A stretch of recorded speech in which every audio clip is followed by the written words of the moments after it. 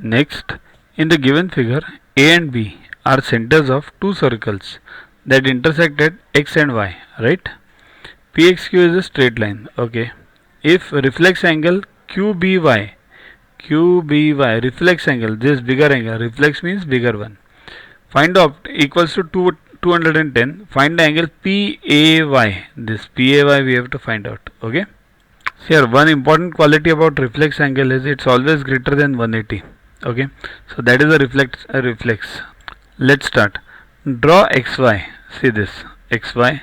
Then angle subtended at the center is twice the angle subtended at the other segment, right? See, focus here.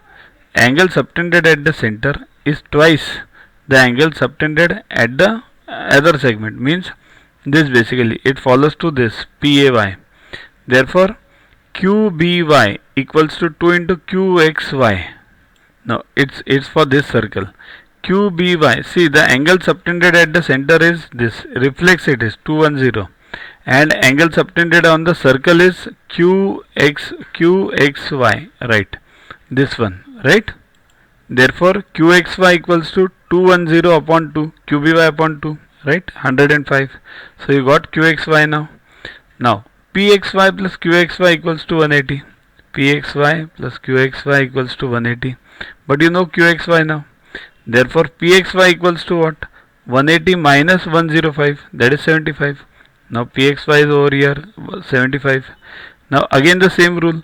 Angle subtended at the center is twice the angle subtended at the circle. Means on the circle or the other segment. So, this is 105. So, PAY will be twice of this. Right? Therefore, PAY equals to 2 into PXY. Therefore, 2 into 75, that is 150. So, PAY equals to 150. That's what is required. Find angle PAY. Okay? Download Yuva Guru app from Play Store to get these videos, test, question banks with explanations directly on your mobile.